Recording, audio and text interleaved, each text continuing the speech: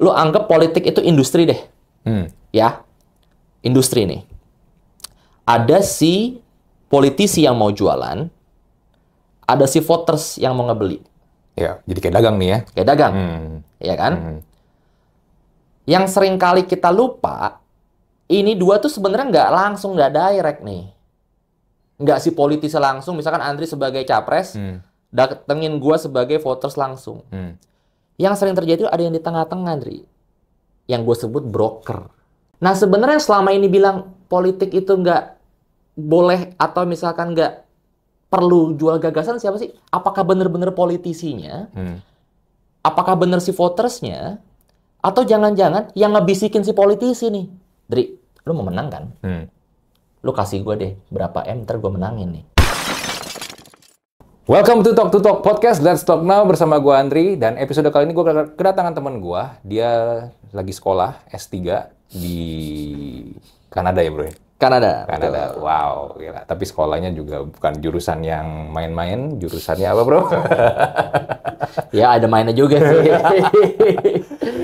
Jurusan politik. Enggak, jurusan politik. Jadi namanya adalah Edward Ghani. Gue waktu itu sempat undang dia, kita bahas tentang ini bro ya, minoritas berpolitik ya bro. Zaman waktu itu masih COVID, jadi waktu itu masih lewat Zoom. Jadi actually ini gue baru pertama kali juga akhirnya ketemu dia secara langsung. Dan dia ini pekerjaannya adalah seorang peneliti politik di CSIS. Ya, so kita bakal bahas tentang politik karena ini lagi tahun politik. Dan gue pengen punya, gue sebenarnya banyak ini bro, pertanyaan bro ke lu nih bro, bahas tentang politik ya. Yang ada di otak gue sekarang adalah Pilpres 2024 sekarang. Kok kayaknya nggak segaduh 2019-2014 ya bro ya? Ada lah ya biasalah saling serang di sosial media. Tapi kayaknya nggak seintens atau sepanas kemarin bro. Gitu ya? Menurut gue, yang gue lihat ya di Twitter ya, paling ya celah-celahnya asam sulfat, asam folat, ya kayak gitu-gitu lah. Lucu-lucuannya kayak model kayak begitu. Terus S2, kok kenapa nggak jadi pengusaha? Ya, terus ada pengen kasih makan gratis berapa ini lah. Yang kayak gitu-gitu lah bro, nggak kayak dulu. Lu berasa kayak gitu juga nggak sih bro? Kalau lu pasti kan lu lebih mengamati lagi bro. Kalau dibilang nggak sepanas dulu gitu ya, sebenarnya relatif ya. Cuman memang kalau di 2019 atau 2014, karena calonnya kan cuma 2, ya kan? Calon cuma 2, jadi bahasanya itu kesannya ya 1 lawan 1 langsung dari awal tuh, ya kan? 1 dukung A, 1 dukung B, dan masyarakat terpolarisasi. Kata yang paling sering muncul kan polarisasi tuh, zaman 2014. Lanjut sampai 2019, lawannya sama pula waktu itu, Jokowi Prabowo lagi, ya kan? Dan tensinya memang bisa dibilang panas banget. Belum lagi ketika di tengah jalan ada misalnya pilkada-pilkada seperti Pilkada Jakarta yang ternyata panasnya 2014 nyambung ke 2017, nyambung lagi ke 2019, ya kan? Nah, sekarang bedanya kita punya 3 calon. Ini kita ngomong pemilu nasional nih ya, Pilpres ada 3 calon. Di mana memang dari awal orang-orang tuh yang berusaha belajar dari apa yang terjadi 2019-2014 adalah kita mesti calon lebih dari 2 deh. Kenapa? Karena kalau cuma 2, orang terlalu gontok-gontokan dan nggak bagus, kebelah gitu. Akhirnya ide 3 calon itu udah lama sebenarnya. Oh, udah lama? Udah lama. Sudah dibincangkan itu bahkan ketika panas-panasnya 2019. Orang-orang tuh banyak pengamat, banyak pelaku politik tuh sudah mulai sadar. Karena tadi yang lu bilang panas gitu ya, apa namanya gontok-gontokan, sebenarnya juga ada sisi merugikannya. Misalnya masyarakat terbelah banget, keluarga terbelah banget, ya kan, bahkan suami istri bisa terbelah kalau pilihannya beda banget gitu ya. Dan partai politik maupun politisi juga ngerasa kayak, aduh kayaknya kita juga rugi juga nih kalau misalnya kita terlalu terbelah. Makanya memang sudah ada keinginan 3 calon. Nah, dan kalau ada 3 calon kan lebih enak. Misalnya lu ada ekstrem kiri, ada ekstrem kanan, ya. Dan ada berusaha yang masuk di tengah. Untuk isu apapun. Untuk isu yang lain misalnya yang ini jadi ekstrim, yang ini jadi ekstrem kiri, tapi ada lagi penengah. Jadi selalu ada alternatif. Nah itu bagusnya, apa namanya, kalau pemilu lebih dari 2 calon. Gitu. Karena pembagiannya juga jauh lebih ini ya, lebih, kalau tadi gue bilang kan, kalau 2 itu kan kiri banget, kanan banget nih. Jadi ya benar-benar kayak orang lagi fight tinju aja, Yep. siapa lawan siapa kan. Exactly. Nah, kalau ini jadi terpecah nih, Iya. 3 ini nih. Dan kalau ya apa namanya secara teoritis gitu ya, kalau lu ada 3, akhirnya posisi ekstrim tuh jadi nggak begitu menarik sebenarnya pada awalnya. Misalnya kalau kita bandingin 2 calon, kalau lu banding 2 calon ya udah contrasting aja. Paling gampang kan contrasting. Ya, ya. Tapi kalau lu punya 3 calon, lu mau contrasting, lu bisa rugi. Kenapa? Yang di tengah akan paling enak.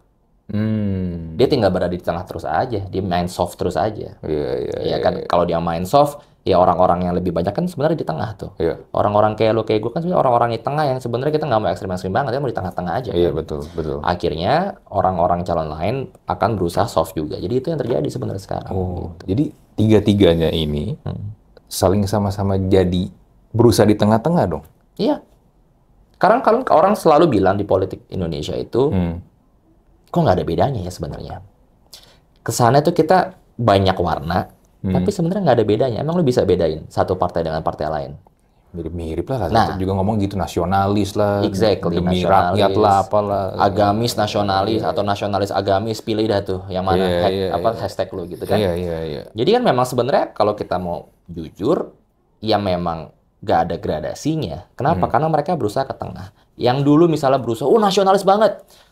Akhirnya ditinggalin sama orang-orang, gue nggak mau nasionalis bang, gue nasionalis nih misalnya. Tapi gue kayaknya nggak terlalu nasionalis banget deh. Gue juga agak konservatif dikit sebenarnya, gue kayak agak agamis dikit. Akhirnya orang-orang yang jualan cuma nasionalis bilang, oh kayaknya kita nggak bisa nih nasionalis terus. Akhirnya kita tambahin aja itu label agamis misalnya. Nah akhirnya juga kalau kita lihat politik kita, partai politik kita, dan juga calon-calon misalnya pemimpin tertinggi waktu di Pilpres misalnya, ya sebenarnya kan mirip-mirip. Itu kenapa? Karena mereka tidak berani mengambil stance yang berbeda banget dalam situasi yang seperti ini. Mereka berusaha mencari titik tengah dan akhirnya ya kalau lo lihat agak nanggung. Ada yang mau beda tapi juga bilang nggak beda. Ada yang mau bilang apa namanya melanjutkan tapi ternyata juga ya pengen berubah-berubah juga. Jadi orang-orang agak gampang dan agak galau dalam situasi itu kan. Iya. Dan menariknya gini ya, gue ngelihat juga termasuk gue ya.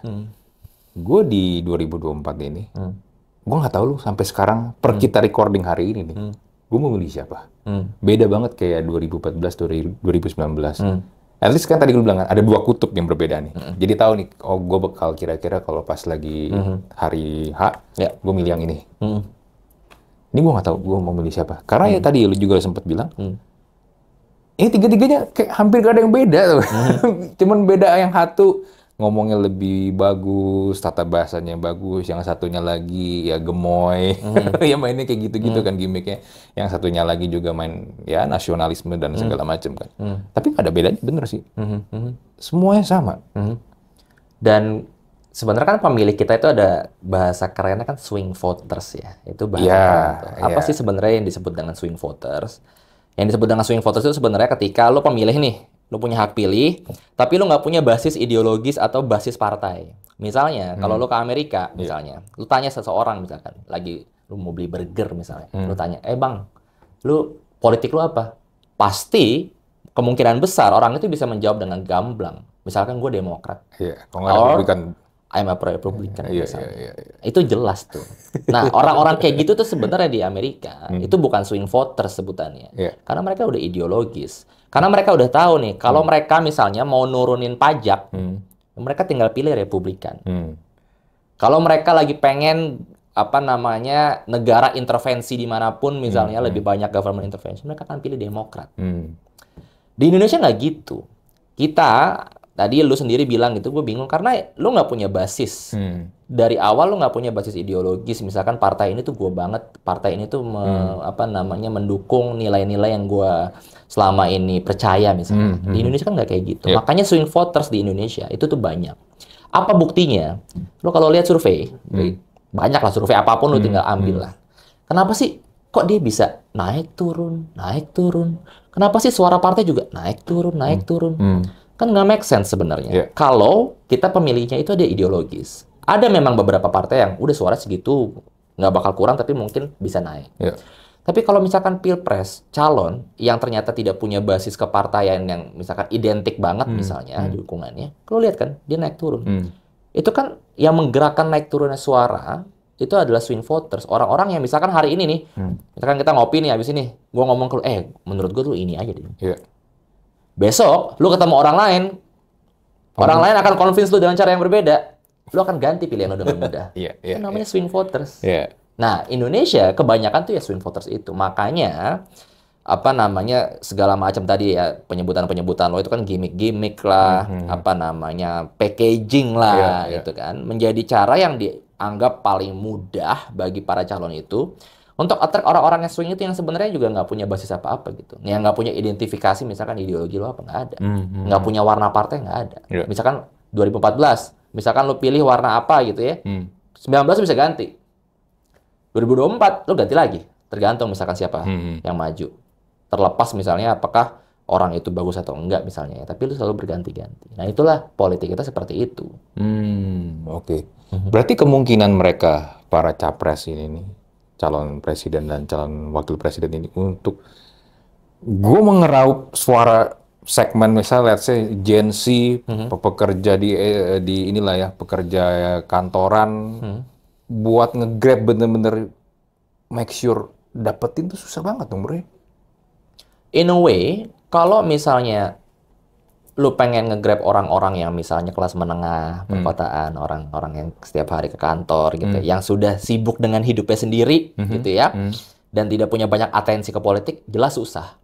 Buat gua lebih susah sebenarnya nge-grab orang-orang kayak gitu sebenarnya, orang-orang yang lagi di middle gitu ya, ketimbang misalkan Gen Z yang lu bilang tadi. Menurut gue Gen Z itu lebih approachable. Kenapa? Sekarang itu mereka lagi ngapain sih? Kuliah. Atau mereka lagi SMA. Ya kan? Gen Z nih. Kita nggak ngomong milenial, kita ngomong Gen Z. Atensi mereka apa sih? Kuliah sama apa? Apa yang ada di dunia maya. Di digital, segala macam. Atensi mereka ke TikTok tuh bener-bener kuat kan? Riset-riset gue misalnya menunjukkan di kantor, orang-orang ini kalau nyari berita misalnya, udah di sosmed kan. Mereka nyari berita tuh udah bukan buka apa-apa.com atau baca koran apalagi. Yang mereka buka kan TikTok. Atensi mereka lebih banyak ke politik sebenarnya. Dan itu yang sebenarnya lebih mudah menurut gue ya. Ketimbang orang-orang yang memang udah nggak peduli. Bukan nggak peduli.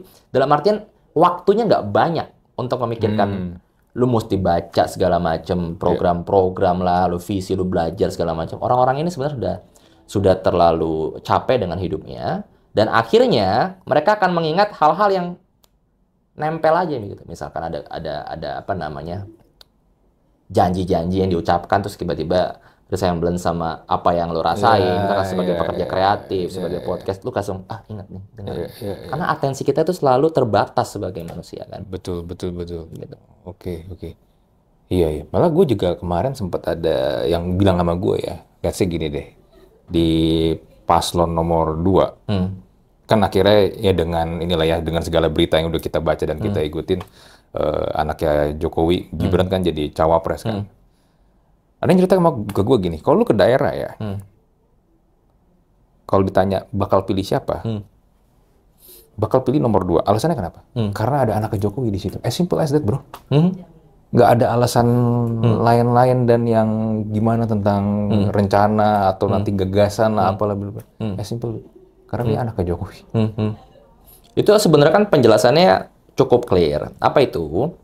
Bahwa kalau lo lihat nih presiden nama Joko Widodo, sampai sekarang dia adalah salah satu, kita suka nggak suka, presiden dengan approval rating tertinggi di dunia, terutama di negara-negara demokrasi atau negara yang menganut sistem demokrasi. Ini Jokowi nih, presiden Indonesia, salah satu nomor 1 di dunia. Iya, karena biasanya seorang presiden yang notabene kalau di sistem demokrasi kan ada batas waktunya, dan biasanya di periode kedua, di mana itu merupakan periode terakhir, biasanya tuh approval rating itu turun. Gitu. Biasanya nih, ini yang normal terjadi. Misalnya lu dapat 40% aja, itu udah alhamdulillah. Karena sulitnya tekanan publik dan juga tekanan oposisi misalnya, dan juga tekanan ya ketidakpuasan lah. Pak Jokowi sekarang bulan apa? Sekarang bulan Desember. Tinggal berapa bulan lagi nih? tahun depan Oktober kita udah punya presiden baru dilantik kan misalnya. Dia masih approval ratingnya 70%, bro. Oke. 70% tinggi. Jadi, make sense yang tadi lu bilang, lu datang ke daerah segala macam, orang yang dilihat itu adalah pilihan Pak Jokowi. Karena ternyata mayoritas memang masih sukanya Pak Jokowi. Dan itu juga menjelaskan salah satu lagi karakter politik di Indonesia. Tadi kan kita udah ngomongin nggak ada ideologinya. Ya. Jadi apa yang ada? Yang ada adalah ketokohan. Oke. Itulah politik Indonesia. Lu follow politik karena lu follow seseorang, lu follow ketokohan. Sosok ya? Sosok. Oke. Gitu. Sosok yang diidolakan. Jadi apapun ini orang ngomong apa, karena lu udah suka sama nih orang, lu akan support. Kebijakan mau dibilang kayak gimana pun sama orang lain, karena lu suka sama nih orang, lu akan support. Namanya itu partisan. Oke, Itu konsep partisan. konsep politiknya sebut kita bilang partisan. Iya. Jadi memang kita lagi suka nggak suka, pendulum atau misalnya gravitasi nih politik ini sekarang, yaitu adanya adalah pada dukungan ke Pak Jokowi itu. Dan itu akan menjadi lebih mudah bagi para pemilihnya si Jokowi yang 70% ini. Untuk misalkan berpikir, gue maunya Pak Jokowi, gue dukung Pak Jokowi. Dan akhirnya mereka melihat siapa yang didukung Pak Jokowi. Karena itulah politik kita, kadang ada yang bilang membosankan. Yang tadi bilang nggak seru-seru banget. Kenapa membosankan? Karena orang benar-benar nunggu Pak Jokowi aja. Iya nggak? Iya sih, bener. Lu nanya berita, lu nonton berita. iya, apa yang selalu diomongin di TV sampai, ya gue kan di luar ya, gue lihat dari YouTube aja. Arah suara Pak Jokowi. Menerka kata Pak Jokowi di event ini. Maksud gue semuanya itu akhirnya berpikirnya cuma nih Pak Jokowi aja sebenarnya. Akhirnya dia mainkan itu. Kayak PSI aja ya. PSI adalah Jokowi. Jokowi adalah PSI. Mainnya gitu narasinya. In a way jadinya kan kadang kita bisa lihat jadi nggak ada inovasinya. Mana inovasinya? Mana keberanian lo untuk menciptakan warna baru di politik kita? Akhirnya apa? Ya gampang banget tuh tinggal bilang, iya gue mau jadi kayak Jokowi, gue mau lanjutkan Jokowi, atau gue tidak mau seperti Jokowi. Tapi apa yang mau lu tawarkan ke publik? Lu nggak menawarkan diri lu sebagai orang yang punya sesuatu untuk ditawarkan. Yang lu tawarkan apa? Image Jokowi. Yang lu tawarkan adalah apa? Image yang bukan Jokowi. Tapi lu tidak menawarkan image lu sebagai politisi ataupun partai politik. Betul. Ya itulah yang terjadi sekarang. Nah, kayak yang lu tulis waktu itu belum lamanya di Kompas, bro, ya, tentang adu gagasan, talk about gagasan, talk about idea ya. Berarti sebenarnya gagasan itu yang nggak ngefek-ngefek banget dong, bro, karena cuma bermain sosok doang kan? Ya. Jadi gini, kita lagi ngomongin politik yang ideal, yang ought to be, atau yang apa yang terjadi, iya kan? Itu kan dua hal yang berbeda nih. Iya. Kalau apa yang terjadi yang kayak gitu, partisan banget lah, ya kan? Atau misalnya kalaupun orang yang nggak peduli adalah gampang banget dibeli suaranya misalnya, kan gitu. Nah tapi kan kita lagi berbicara apa yang ideal dan apa yang seharusnya kita bisa dorong agar politiknya bisa menjadi lebih berkualitas. Mau nggak mau, dimanapun itu, lu ke berbagai dunia, berbagai belahan dunia, yang namanya politik itu yang dijual ya ide, yang dijual itu gagasan. Kenapa? Karena itu yang bisa memobilisasi pemilih gitu ya untuk mendukung sebuah kebijakan tertentu kan. Ide, gagasan, apapun idenya lah. Mau idenya bilang para podcaster mendapatkan misalnya fasilitas gitu itu kan kebijakan, itu kan ide, dan dimanapun itu ide. Nah, kalau dibilang mungkin nggak, yang dari kan lu bahas tulisan gua, bagi gua mungkin. Kenapa? Karena di situ gua tulis bahwa lu anggap politik itu industri deh. Ya. Industri nih. Ada si politisi yang mau jualan, ada si voters yang mau ngebeli. Ya, jadi kayak dagang nih ya. Kayak dagang. Ya kan? Yang sering kali kita lupa, ini dua tuh sebenarnya nggak direct nih. Nggak si politisi langsung, misalkan Andri sebagai capres, datengin gua sebagai voters langsung. Yang sering terjadi ada yang di tengah-tengah, Andri. Yang gue sebut broker. Yang gue sebut sebagai, apa bahasanya? Ini maklar lah ya. Maklar. Atau apapun lah bahasanya. Nah sebenarnya selama ini bilang politik itu nggak boleh atau misalkan nggak perlu jual gagasan siapa sih? Apakah benar-benar politisinya? Apakah benar si votersnya? Atau jangan-jangan yang ngebisikin si politisi nih? Dri, lu mau menang kan? Lu kasih gue deh berapa M, ntar gue menangin nih. Ntar gue yang mobilisasi. Ntar gue ketemuin dengan voters gue. Itu logikanya. Dan itu ya dimanapun itu, di negara-negara berkembang itu lazim terjadi. Di mana politiknya itu berdasarkan transaksi, tapi ya dikelola sama para broker. Nah, kalau kita ngomongin politik gagasan dan sebagainya, sebenarnya kan tinggal bagaimana apakah si politisi pengen tahu apa yang diinginkan sama si voters kan. Dan begitu pun sebaliknya. Kalau yang di tengah yang fungsinya untuk menjembatani itu nggak berusaha memberikan ruang bagi politik gagasan, politik ide, dia nggak akan kemana-mana. Gitu loh. Itu yang gua coba utarakan di tulisan itu, bahwa kalau lo mau politik berbasis ide, gagasan, yang lo bilang tadi, sekarang nggak ada, iya emang nggak ada. Tapi kalau lo mau ke arah situ, itu supply and demand, anak-anak bisnis itu pasti ngerti. Supply and demand. Dan di bisnis pun juga gitu kan, kalau ada tangan di tengah kan pasti suka nggak efisien kan? Ya, cost lebih mahal. Harganya jadi beda. Exactly. Sama di politik logikanya. Ya, kayak dagang berarti ini. Loh, sama. Transaksional berarti kan? Transaksionalnya tinggal apa yang mau ditransaksikan. Lo mau transaksinya ide, iya kan? Atau lo mau transaksinya bener-bener hal yang terjadi sekarang, lo dikasih susu, lo suruh milih, lo dikasih apa, lo dikasih duit. Ada politisi bangganya dengan bangga gitu ya, di publik bilang, iya, kasih gue berapa M, gue bisa suruh tuh buat milih. Itu politisinya apa brokernya yang ngomong itu sebenarnya? Bagi gue, itu brokernya. Karena masih banyak politisi di sana, di luar sana yang frustasi sebenarnya. Karena dibilang, gue mau bikin yang baru, Gan. Ini teman-teman gue sendiri misalnya. Gan, gue tuh mau bikin yang baru. Tapi nggak ada yang beli, Gan. Yang datang misalnya, mengatasnamakan warga, misalnya, ya Bapak kalau nyumbang ke saya bisa kasih suara Bapak di RT saya, di RW saya, di kelurahan saya. Itu yang terjadi.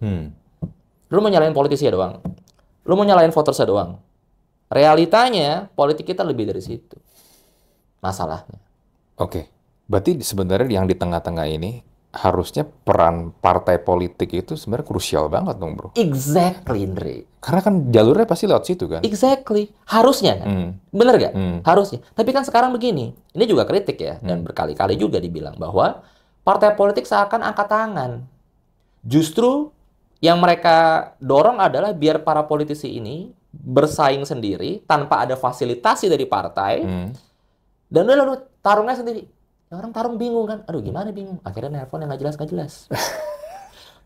Apalagi perannya? Penyelenggara pemilu. Ya penyelenggara pemilu itu banyak batasannya. Pertama, batasan anggaran. Kedua, batasan kreativitas. Suka nggak suka nih ya? Iya kan? Lu pernah nggak? Ini gue tanya nih. Lu pernah nggak buka website KPU? Nggak pernah. Berarti lu pasti nggak tahu kan kalau di situ ada data para caleg. Tahu nggak? Gue nggak tahu. Lu nggak tahu kan? Exactly. Padahal itu adalah salah satu katanya program unggulan KPU. Ditaruh di situ. Daftar calon tetap. Jadi lu sebenarnya bisa lihat muka-muka calon legislatif. Di website KPU. Tapi kalau lu cuma taruh doang, lu nggak pernah dikasih tahu kan orang juga nggak tahu. Exactly. Makanya tadi gue bilang itu kan masalah limitasi dari penyelenggara pemilu sendiri untuk bisa benar-benar menjangkau si pemilih. Lagi-lagi, kan masalahnya kan kita nggak bisa menjangkau. Makanya, balik lagi ke tulisan gue tadi. Ini perannya orang-orang kayak lu misalnya, atau orang-orang pegiat-pegiat yang lain, terutama teman-teman di Bijak Memilih misalnya itu, peran mereka apa? Untuk bisa mempertemukan nih antara si politisi sama si voters langsung. Jadi ada jalur komunikasi, ada saling mengenal satu sama lain. Dibandingkan nggak ada sama sekali, akhirnya politik kita menjadi gelap. Lu nggak tahu kenapa orang bisa terpilih tiba-tiba, terus lu nggak tahu siapapun itu tiba-tiba ada bisa di parlemen, di DPR, di DPR. Banyak ya gitu. Iya kan? Kan begitu. Jadi solusinya adalah benar-benar ya suka nggak suka kita harus. Tapi mempertemukan mereka langsung ini how, bro? Dulu kan sempat ada yang namanya tuh bisa lewat jalur independen ya. Waktu itu kayak Pilgub independen ngumpulin KTP Ahok waktu itu ya. Tapi itu pun akhirnya susah kan? Enggak, ini bukan soal independen nggak independen, bro. Jadi gimana? Ini soal apakah partai politik, misalnya tadi kan partai politik nih. Jadi solusinya apa kalau gitu kan? Lah justru solusinya adalah partai politik harusnya memfasilitasi. Nah itu dia. Gitu loh. Masalahnya mereka kayak kalau yang gue lihat, kayaknya memang juga nggak ada intensi ke sana. Karena yang juga gue pernah denger ya, ongkosnya juga mahal, bro. Iya. Sekarang kita makanya ngomongin ongkos, ini kan balik lagi ke soal tadi. Ongkos tuh buat apa sih? Ini gue tanya nih, ongkos tuh buat apa sih sebenarnya? Ya paling gampang lah ya, misalnya kayak buat promo kan, kayak bikin banner, bla Ya, bla bla. itu real nih ya. Ya, belum lagi Print. kalau keliling-keliling itu kan juga duit tuh. Duit, keliling-keliling. Ya, terus belum lagi apa tuh namanya, influencer diajak diundang bikin tim sukses, pasti kan juga ada ininya. Ya, itu kan masalah kreativitas, itu kan strategi campaign dong kalau masalah udah masuk ke influencer atau artis Iya, berbayar. tapi kan itu duit, bro. Justru itu, apakah bisa ditekan? Bisa. Nah, jadi poin gue ini kan kayak lu bisnis kan. Lu punya duit buat marketing, lu punya duit buat beli kamera, buat beli lighting. Ya. Ini kan masalah strategi. Masalahnya di politik kita sekarang, Dri, banyak duit itu kebuang, yang dibilang politik mahal, itu duit dibuang untuk hal yang sia-sia dan tidak meningkatkan kualitas kita apa-apa. Itu satu hal nih. Iya, iya. Ya, tadi duit cuma dipegang sama broker, dikasih lah itu money politics ke orang-orang. Karena apa? Mereka nyari cuan juga misalnya. That's real. Gue ngomong sih terbuka aja kalau kayak gini. Karena itu yang terjadi kok di Indonesia. Yang kedua, partai politik misalnya. Ya, suka nggak suka, dan kenapa gue lebih pro partai politik dalam konteks ini? Karena memang fungsi mereka tuh itu. Ini ada undang-undangnya nih. Tugas dia itu adalah memang untuk bisa melakukan sosialisasi politik, kaderisasi politik. Pertanyaannya, duitnya dari mana? Ya kan? Kan perlu duit bro, Iya, kita sekarang ngomongin duitnya dari mana. Partai politik, sekarang gue tanya, lu tahu nggak partai politik didanai sama negara? Oh ya? Nggak tahu kan? Sekarang mungkin pendengar bisa tahu sekarang. Partai politik itu harusnya didanai dan sudah didanai. Masalahnya didanainya sangat-sangat murah oleh negara. Satu suara berapa? 1.000 perak untuk orang yang di DPR.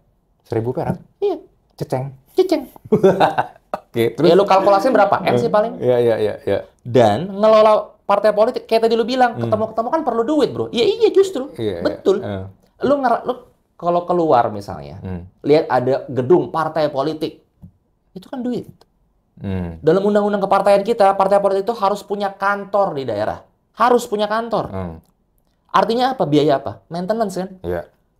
Sesimpel apa sih? Lu bayar OB lah, tiap hari nyalain lampu biar kelihatan tuh nyala. Overhead cost tiap bulan jalan ya. Jalan. Nah, siapa yang mau membiayai itu, Ndri? Akhirnya orang belum sampai mengetahui masalah itu, langsung loncat-loncat, wah politik didanai bisnis, politik didanai persetan lah, bahasa-bahasa itu. Sekarang gue tanya balik, kalau lo mau politik kita lebih independen, lo harus bisa berbicara soal pendanaan partai politik. Oke. Karena kalau lu terus biarin kayak begini, lu nyala-nyalain parpol, lu nyala-nyalain politisi, lu nyala-nyalain semuanya, tapi lu nggak lihat akar permasalahan kita di mana partai politik kita itu underfunded dari negara, ya susah. Karena lu sudah tahu juga kan, politik itu ternyata influence-nya begitu besar buat hidup lo, tapi lu nggak mau negara mengatur dan negara membiayainya. Di negara-negara barat, orang selalu bilang, di demokrasi maju, politiknya tuh lebih kaderisasi, bla bla bla. Iya, tapi lu lupa kalau di sana, subsidi negara juga gede. Subsidinya ada, Ndri. Kalau di Indonesia, lu diem-diem, terus dibilang kayak, wah kita ngasih duit ke setan misalnya. Gue pernah dalam sebuah diskusi. Gani, masa begitu kita kayak ngasih duit ke devil, kita kayak duit ke setan, politisi dianggap kotor segala macam misalnya. Kita ngasih duit begitu. Tapi pertanyaan gue, sebentar dulu. Untuk bisa menjalankan roda-roda dan fungsinya, partai politik itu butuh uang. Uangnya dari mana? Kalau kita diem-diem terus begini, akhirnya uang tuh dari ruang-ruang gelap terus. Konglo-konglo lah selalu diperbincangkan sebagai punya peran paling besar. Kalau nggak punya duit, nggak punya kenalan kan konglo, mereka nggak bisa ini. Iya kan? Nggak bisa nyalon segala macam. Jadi kalau lu tanya solusi, itu solusinya. Salah satunya. Salah lainnya apa? Ya masyarakat sipil, NGO, aktivis. Ya perannya itu ya, salah satunya adalah tadi, gimana caranya mempertemukan informasi yang asimetris ini antara si politisi dan si voters agar saling tahu.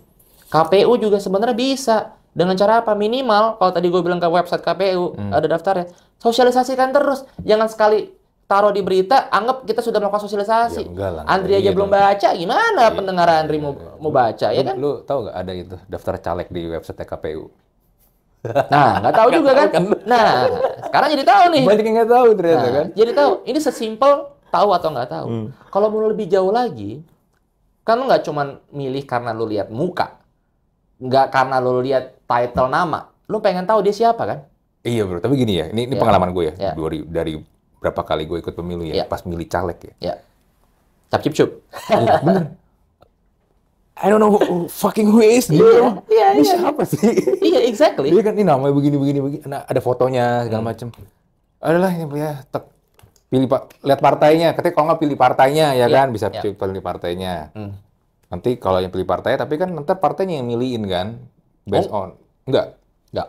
Ya lanjut dulu. Nah, Biar ntar gue ini. Karena gini, kalau nggak salah ya, coba ya, kalau lu nggak tahu mau pilih siapa, lu boleh coblos partainya doang kan, logonya doang. Berarti kan lu nggak nyolok orangnya secara spesifik. Ya.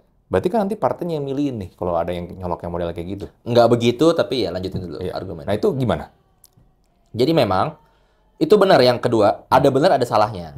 Benernya adalah salah satu yang paling mudah untuk mengidentifikasi politisi adalah partainya.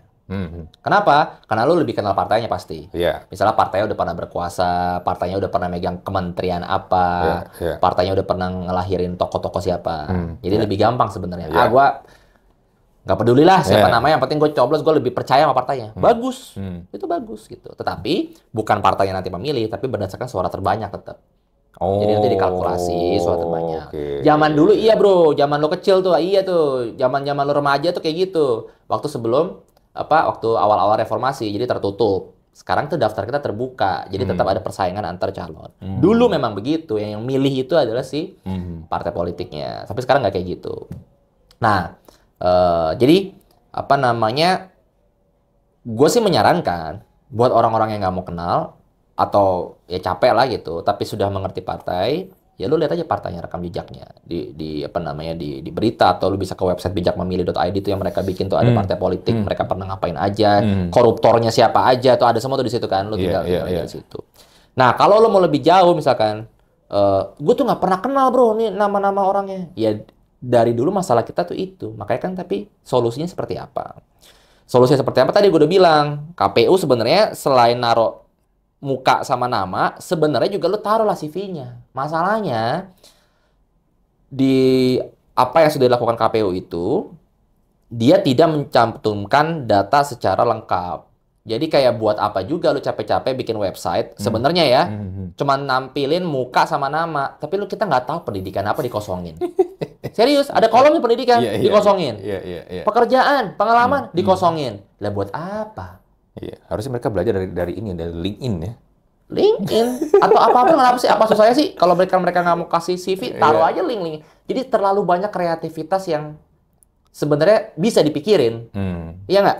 Cuman nggak dipikirin aja nih sama penyelenggara pemilu. Iya. Karena ya udahlah, kita terbatas lah. Menurut gua nggak juga kalau lu libatin lebih banyak anak-anak muda yang punya jiwa kreativitas yang lebih gitu misalnya, untuk gimana cara kita benar-benar bikin pemilu kita modern, pemilu kita lebih bermartabat, pemilu kita bisa bikin Andri bisa lebih tahu siapa yang mau dipilih.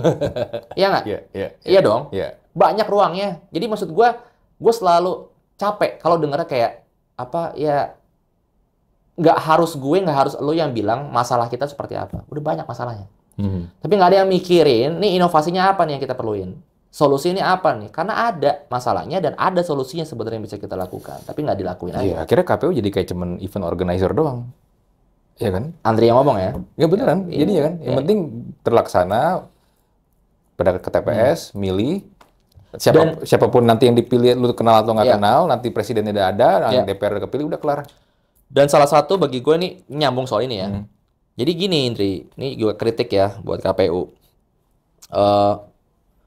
KPU itu bikin penyelenggaraan pemilu, yang diajak ngobrol siapa? Siapa yang diajak? Calon-calon. Jadi yang lebih sering di-meetingin sama KPU adalah calon-calon. Tim ses misalnya. Jadi dia mau bikin debat nih, dikumpulin dulu nih dari 3 calon. Tim sesnya, Pak kita ini formatnya begini nih, menurut calon nomor 1 apa masukannya? Menurut nomor 2 masukannya apa? Nomor 3 masukannya. Oke, fine, biar adil. Ya. Tapi lebih dari itu sebenarnya, tanya dong si pemilih ini. Tanya dong ke masyarakat, Format debat menurut lu yang asik kayak gimana ya? Bener sih. Menurut lu, Bener sih. menurut gitu. lu ini cocok gak sih 5 doang capres-cawapres atau misalkan cawapres aja atau capres aja? Jangan lu tanya calon-calonnya doang, lu tanya publik. Karena publik kan sebenarnya konsumennya, quote unquote ya. Justru itu.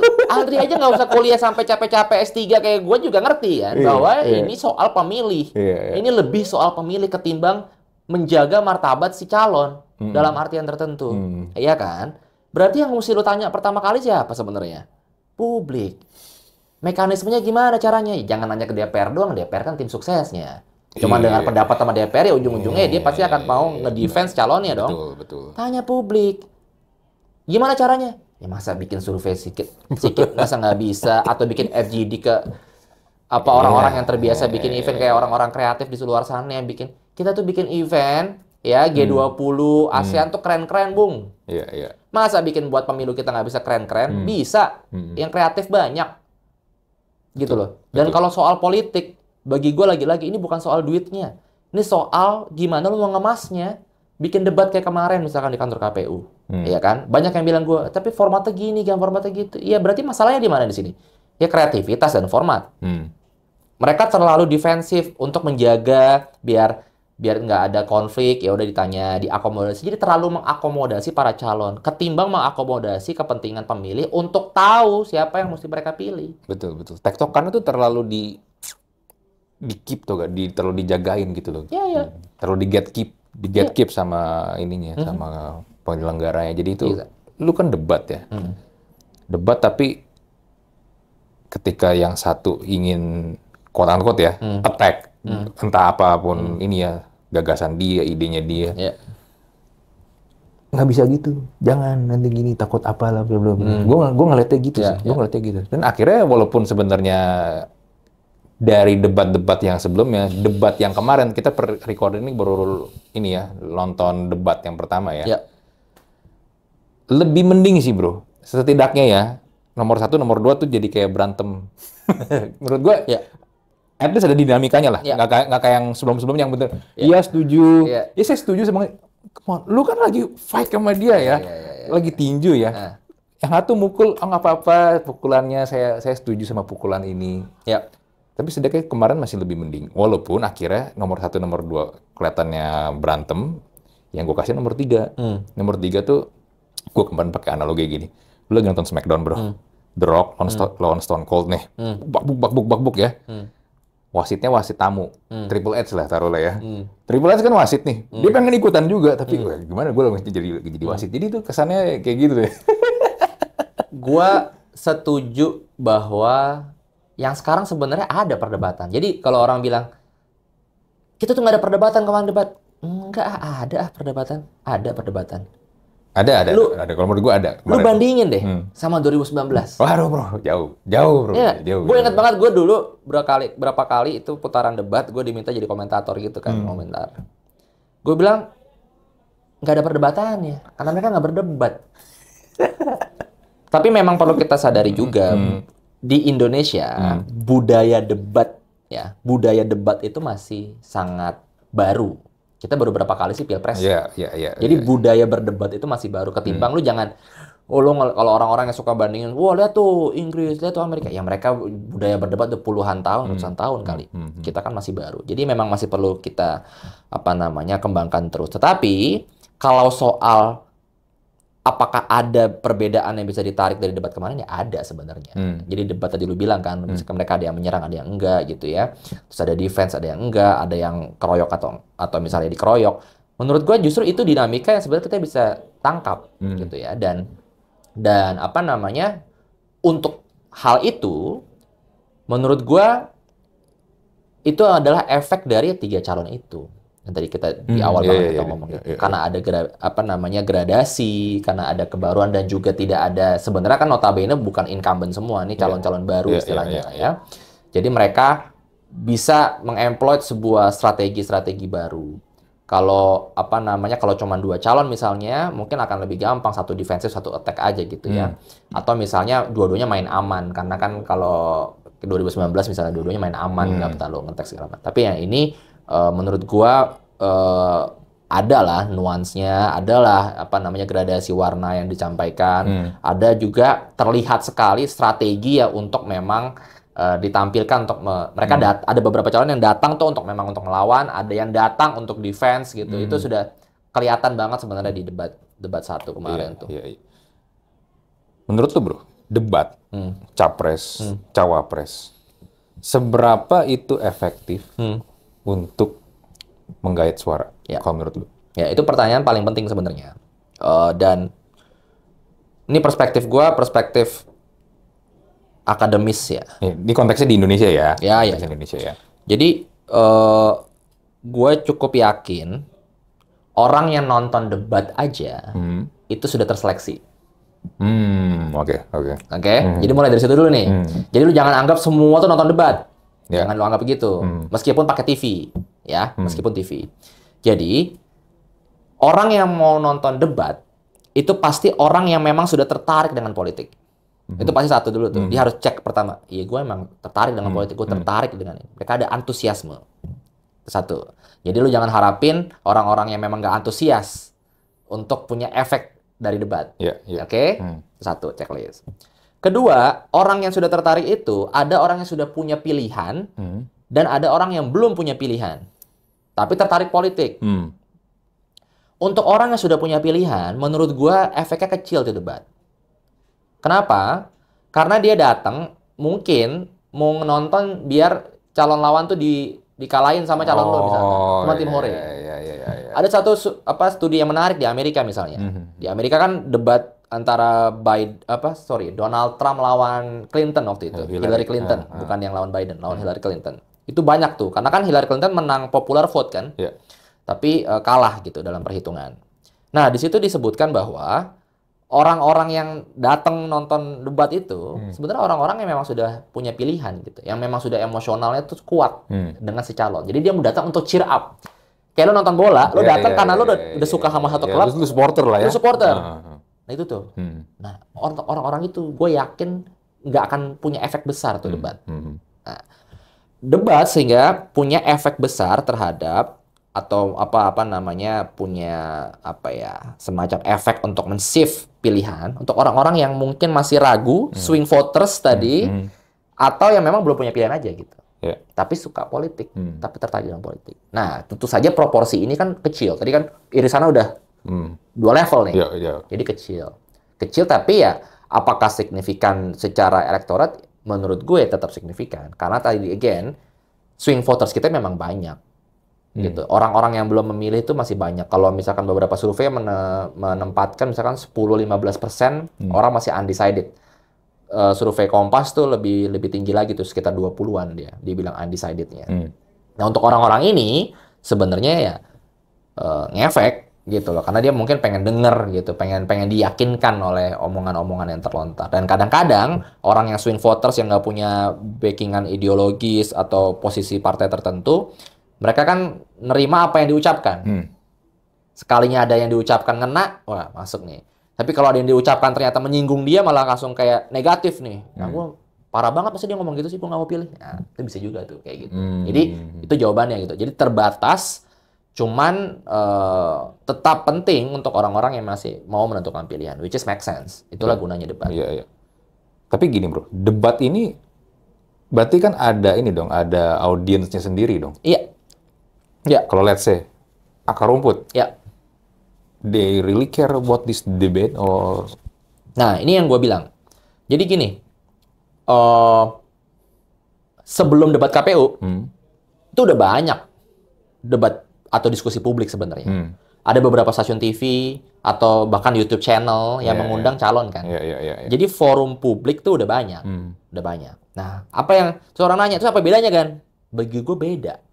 Karena debat publik menggunakan saluran televisi nasional, sehingga cakupannya itu lebih luas ketimbang beberapa debat-debat publik yang diselenggarakan oleh private atau swasta, di mana mereka punya cakupan penontonnya sendiri. Contoh, misalkan kalau podcast lu ngundang 3 calon, itu kesini ngomong, itu jelas yang nonton hanya penonton podcast lu doang. Betul. Nah, Tapi kan nggak begitu untuk TV. TV dia lebih luas cakupannya dan gue cukup yakin lebih bisa menjangkau grassroots justru. Orang-orang yang nggak punya, nih ini paling simpel. Orang-orang yang nggak punya data buat nonton YouTube 1 jam, nontonin podcast Andri 1 jam yang ngundang 3 calon, nggak mungkin. Mereka bergantung sama apa? Lagi di warteg, lagi di tongkrongan ojek, nonton TV bareng tentang debat. Mereka yang lagi habis pengajian bareng-bareng, lagi berkumpul, ada TV, mereka nonton. Orang-orang itu yang sebenarnya berusaha ditangkap dengan debat KPU ini. Dan kenapa makanya debat KPU harus selalu diselenggarakan? Karena mereka punya kekuatan, mereka punya modal untuk bisa menjangkau orang-orang yang tadi, yang lebih luas di grassroots. Oke. Nah, pertanyaan gue lanjutannya gini nih. Grassroots kan tadi kayak lu bilang kan, ada yang milih sebenarnya simple karena sosok ya. Kayak tadi kan. Milih, let's say misalnya nanti milih 02 karena oh ini anaknya Jokowi. Ya kan? Atau oh ini milih 2, milih nomor 1, oh ini karena Anies dulu pernah jadi gubernur atau apapun itu lah. Debat itu kan kadang-kadang menggunakan ini bro ya.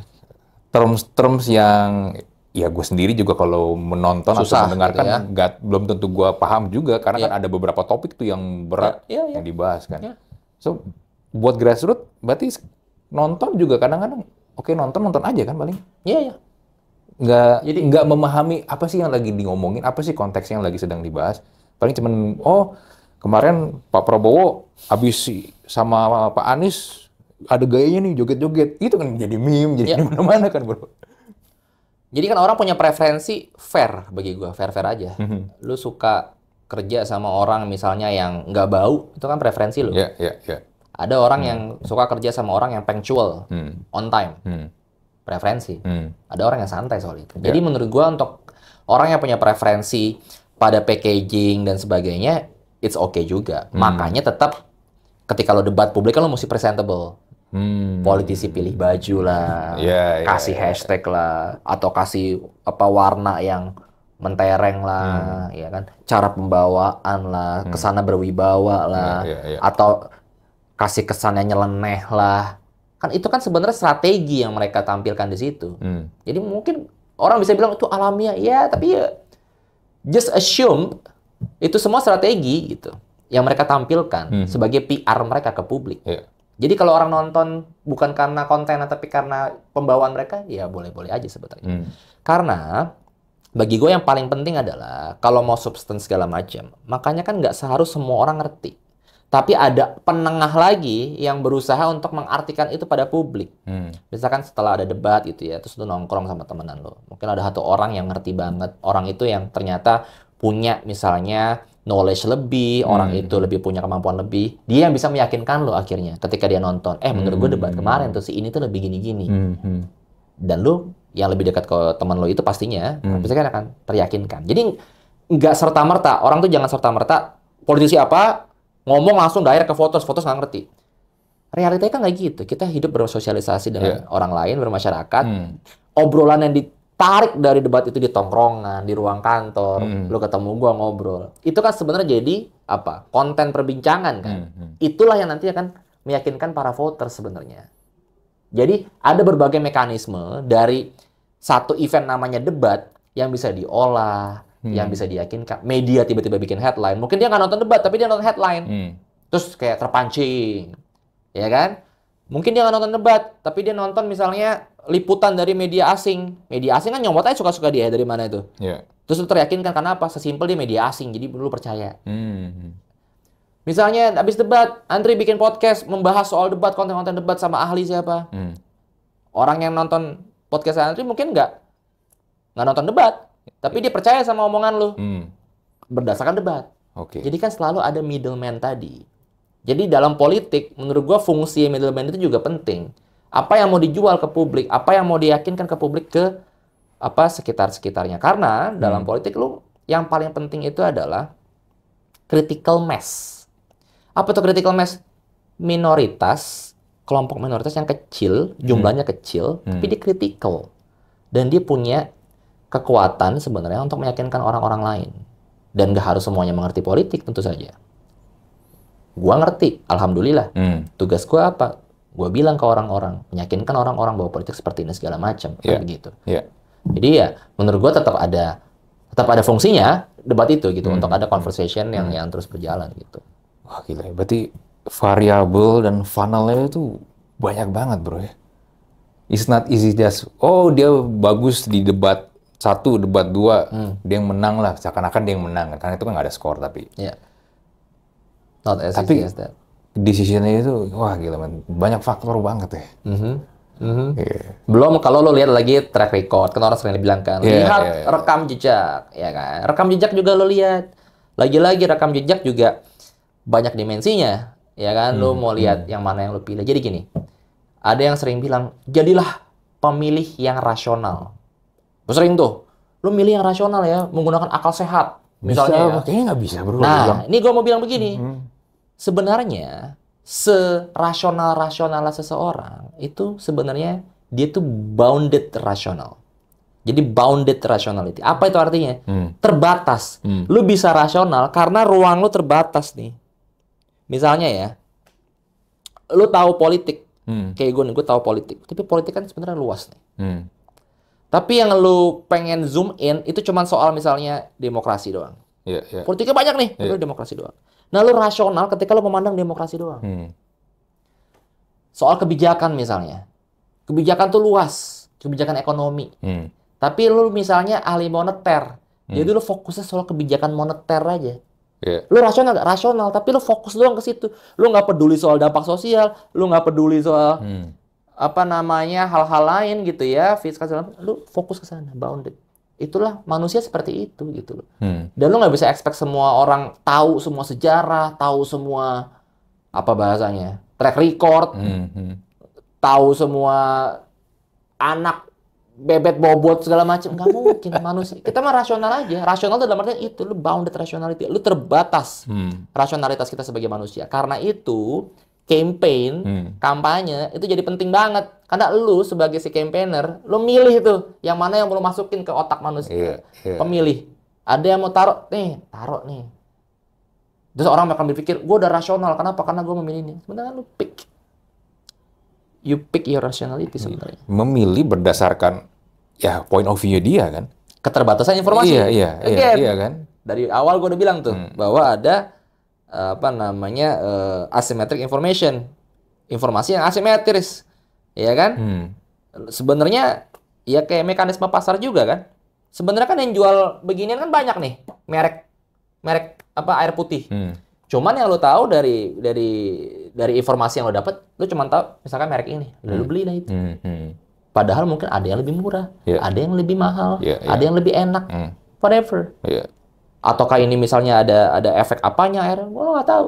Karena lo cuma terbatas informasi lo. Dalam politik pun begitu. Sebenarnya rasional yang nggak rasional, lebih ke emosional itu. Bagi gue itu rasionalitas yang terbatas. Apakah bisa rasional? Bisa. Tapi ya pasti akan selalu terbatas. Karena informasinya itu unlimited. Nah bro, sekarang kalau menurut lu nih, politik Indonesia dalam waktu ke depan, yang lu lihat nih ya, dengan tren yang sekarang yang ada, bakal lebih baikkah, jalan di tempat atau bagaimana? Menurut gua bakal banyak yang jalan di tempat ya. Kalau memang tidak ada perubahan berarti dari ketum-ketum parpol gitu ya, atau dari presiden siapapun yang nanti terpilih untuk benar-benar memperbaiki sistem politik yang sudah semacam apa ya?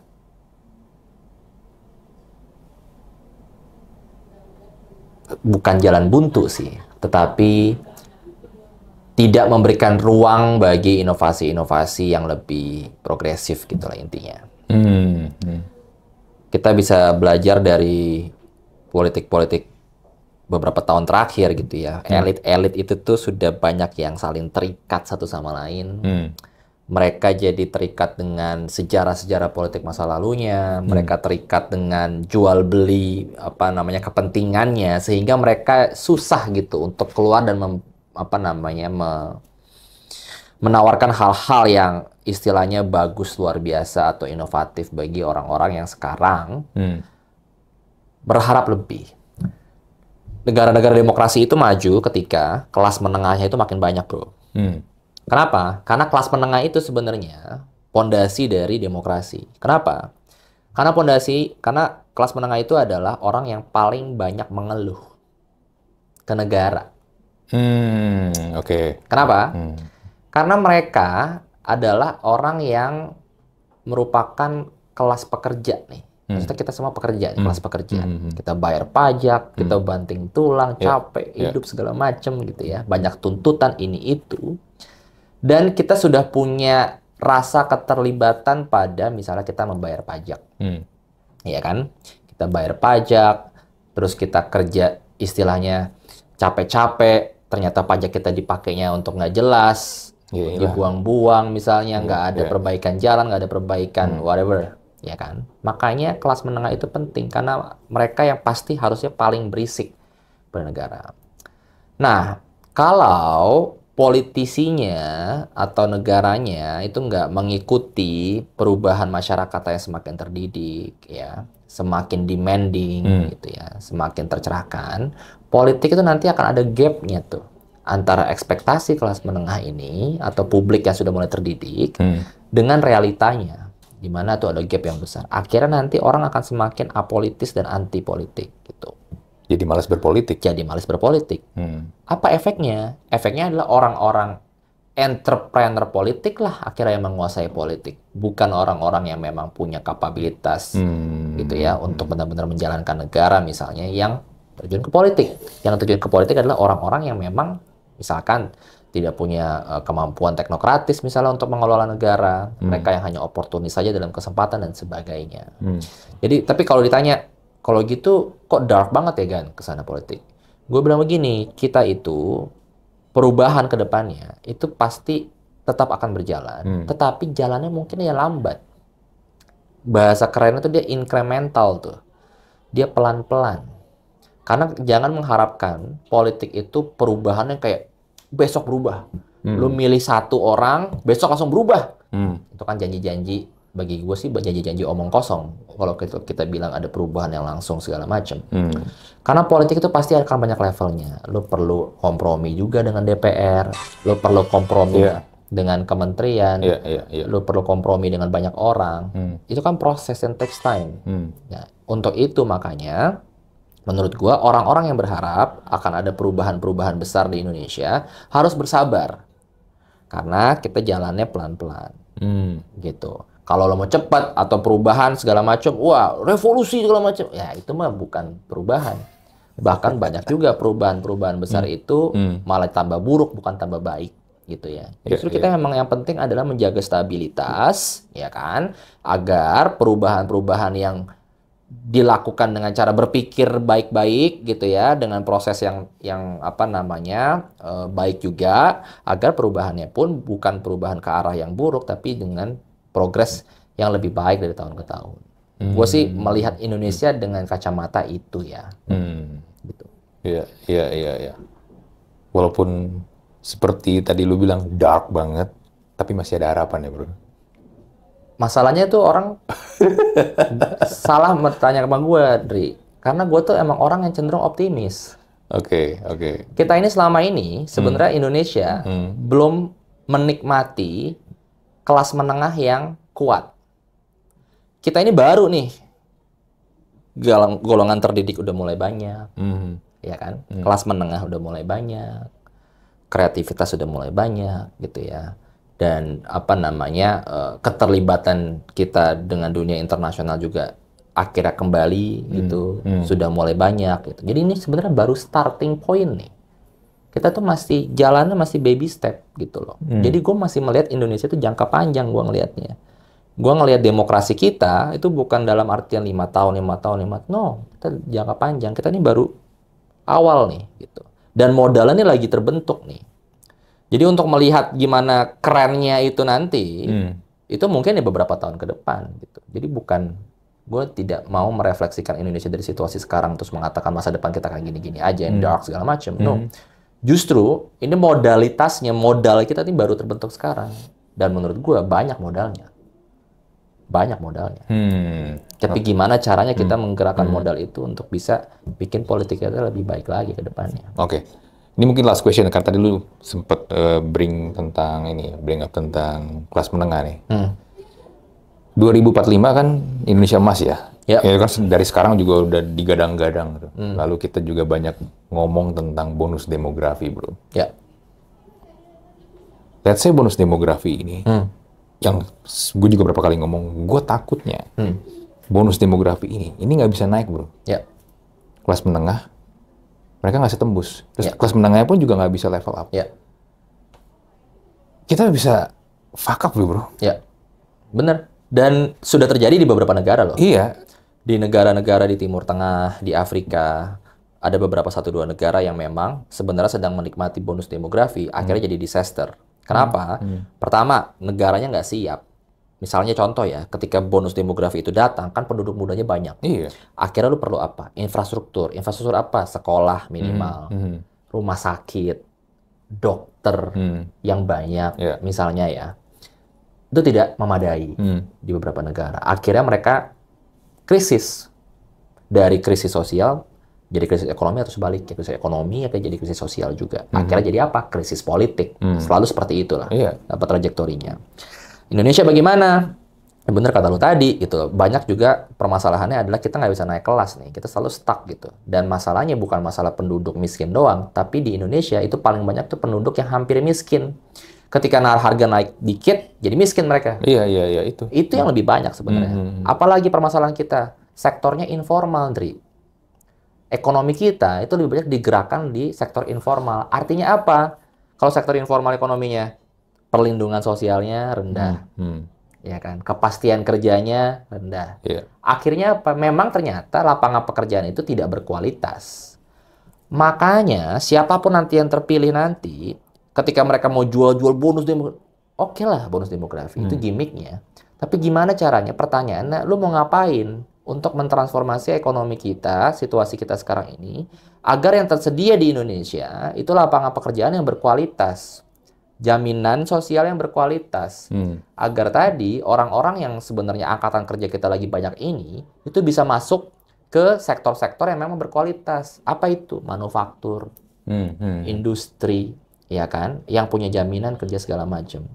Akhirnya apa? Mereka misalkan punya kualitas kehidupan yang lebih baik, disitulah mereka bisa terlibat dengan politik yang lebih baik juga gitu. Karena kalau misalnya pemilihnya itu memang masih banyak berkutat dengan garis-garis kemiskinan begitu, politik kita akan selalu emosional. Politik kita akan selalu transaksional. Gue belajar politik, ya istilahnya udah cukup lama lah.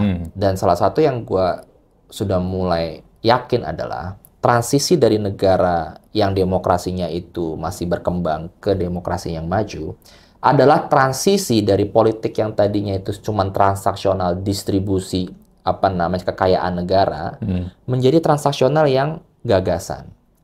Gue jelasin sedikit ya. Politik itu kan pada dasarnya kan distribusi. Apa itu distribusi? Anggaran negara didistribusikan ke masyarakat, ya kan?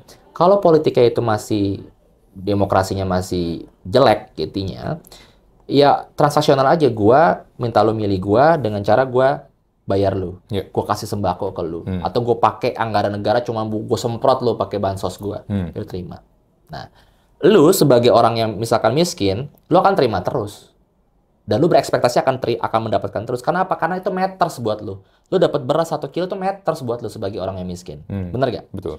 Tapi ketika lu udah naik kelas nih, Hendri, lu jadi middle class misalnya, gua kasih lu 1 kantong beras, lu marah nggak kira-kira? Tersinggung nggak lu kira-kira? Ya pasti marah, lu menghina gua. Exactly. Ya kan? Berarti kan nggak matters lagi transaksi tadi. Yang matters buat lu apa? Lu benerin deh tuh jalan, gua udah bayar pajak. Lu bikin program yang bagus lah. Paham nggak? Itu namanya transformasi masyarakat menjadi demokrasi yang lebih berkualitas. Itu yang terjadi di negara maju. Tetap transaksional nggak? Ya tetap. Tapi apa yang ditransaksikan? Bukan barang, bukan uang, tapi kebijakan, ide, tuntutan. Akhirnya apa di negara maju? Misalnya kalau dia politisinya atau pemimpinnya nggak melaksanakan janjinya, akhirnya apa? Dihukum dengan cara apa? Tidak dipilih lagi. Atau apa? Ditekan, demonstrasi segala macam. Karena apa? Gravitasinya tuh di ide, di gagasan. Bukan di tadi beras sekantong segala macam. Nah, kita memang masih bertransisi karena penduduk miskin kita masih lumayan dan yang hampir miskin masih lumayan. Gitu loh poinnya. Itulah kenapa tadi poin gua juga lu memperbaiki ekonomi berarti lu memperbaiki politik juga. Karena penduduk lu makin sejahtera dan pada titik tertentu demokrasi pun akan lebih baik lagi. Tapi ini nggak sih bro, juga harus ada peran dari kita ya juga sebagai masyarakat yang emang juga mau upgrade diri bro. Ya, exactly. Gue tuh sebel banget kalau misalnya ada orang masih nih ya untuk persaingan untuk usaha atau pekerjaan yang masih ngomongnya gini alasannya. Tapi gue nggak bisa bahasa Inggris, come on man. Lu fuck up banget kalau ngomong alasan lu nggak bisa bahasa Inggris. Menurut gue, ya gue nggak tahu apakah relevan atau nggak. Tapi ya gue S2 dari luar negeri. Sekarang gue lagi S3, gue di 2 negara berbeda. Satu hal yang gue yakin adalah kita itu terlalu lama invisible, Dri. Sebagai sebuah negara besar, penduduk terbesar berapa nomor sekarang? Nomor 5 atau nomor 4 sekarang? Nomor 5 kalau nggak salah ya. Kan? Lalu juga ekonomi, ya kan? Kita G20, tapi itu kita invisible. Apa tuh invisible? Kita nggak kelihatan di dunia. Kenapa? Karena kita selalu inward looking, kata dulu bilang. Nggak bisa bahasa Inggris atau apa. Oh. Karena kita nggak kalah pinter, Ndri. Jujur aja, lu kalau lihat di Indonesia, di luar, nggak kalah. Makanan, ya elah makanan kita paling enak di mana-mana. Alam, maksud gue jangan invisible lah. Mental tadi, makanya gue setuju bahwa yang penting orang Indonesia itu mesti yakin dengan diri sendiri, kita nggak boleh invisible, dan kita harus yakin gitu bahwa kita bisa lebih baik sih dari apa yang kita punya sekarang. Iya, bener. Simple kalau lu nggak bisa bahasa Inggris, just say it aja kalau lu nggak biasa, menurut gua. Yang gue yakin tuh kalau dulu orang luar, buat orang-orang nih misalnya mau belajar Inggris, karena Inggris gue tuh orang suka bilang, wah pasti bagus. Enggak juga sih, ngaco-ngaco juga. Enggak, gue juga broken English. Gue Inggris juga kalau speakingnya gue juga nggak, karena kan emang bukan bahasa gue sehari-hari juga kan. Tapi ya udah gue mau nekat aja, gue ngomong aja. Yang penting lawan bicara gue paham. Iya. Orang yang dengerin tuh paham. Gue terakhir kali gue sempat ngundang suaminya Maudi, Yunda. Kan bukan orang Indonesia kan, dia orang Korea yang besar di Amerika. So gue podcast sama dia full English. Inggris gue dengerin balik, Inggris gue nggak bagus.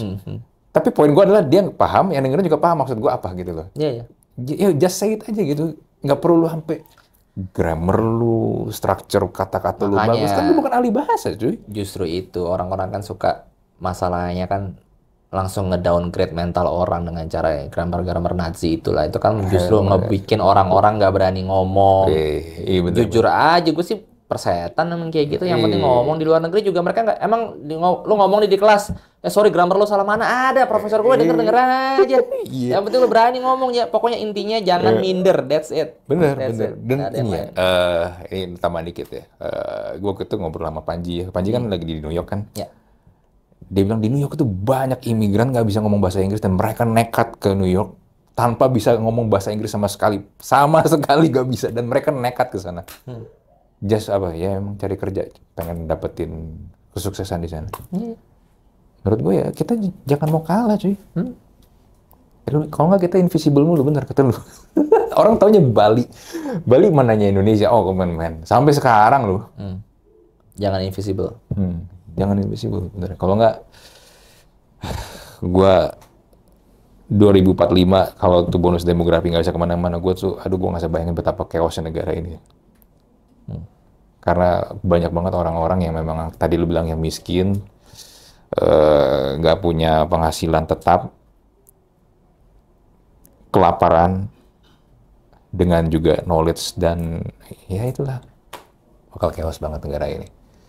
Mudah-mudahan enggak lah. Mudah-mudahan enggak ya, tapi kalau itu cuma dijadiin jargon untuk gimmick doang, exactly. Come on man. Setuju. Makanya gue pengen lihat nih ntar putaran 2, 3, 4, 5 ada nggak yang bahas tentang ini nih. Ya. Harusnya nanti ya, tanggal 22 nanti kan soal ekonomi tuh ya. Iya, itu harusnya masuk tuh. Mau diapain nih? Penduduk yang sebanyak ini, 280 ya? 80 ya? Udah hampir 280. Iya, 280. Nggak lama lagi 300. Lama lagi 300. Ya, gila. Oke lah bro, thank you bro. Ngobrol-ngobrolnya bro. Thank you. Wow, gila. Gue tuh pengen banget bahas politik, tapi gue tuh susah buat mencari siapa yang bisa gue ajak ngobrol. Kalau cuma politik bahas politik kayak ngomongin di warung kopi doang mah. Ya semua orang merasa gue ahli politik, tahu info A1. Info yang lo tahu itu bukan A1 cuy, itu A kesekian berapa tau gak?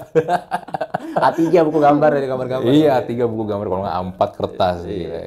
Not as simple, oh si ini begini-begini, nggak kayak gitu lah. Makanya gue dengerin lu, variabel tuh terlalu banyak, complicated banget kan. Gue udah lagi belajar S3 sampai sekarang masih banyak yang gue nggak paham kok soal politik. Iya, even lu mungkin kenal beberapa orang yang menyemplung langsung di politik pun, lu, aduh gila, lu kalau misalnya gue ya, kalau ditanya, lu mau nyemplung ke politik gak? Gue ada ketertarikan, tapi gue takut kalau nyemplung ke politik. Takut apa tuh gak? Gue takut gue ikut korup. Jadi daripada korup mending nggak usah sekalian. Ini nggak usah, gue lihat dari luar aja, gue ngamatin aja lah. Gue takut ikut korup gue. Oke. Iya. Ya oke bro, thank you bro ya buat Thank ngobrol-ngobrolnya bro. you. Kita jumpa lagi di Talk to Talk episode berikutnya. Bye.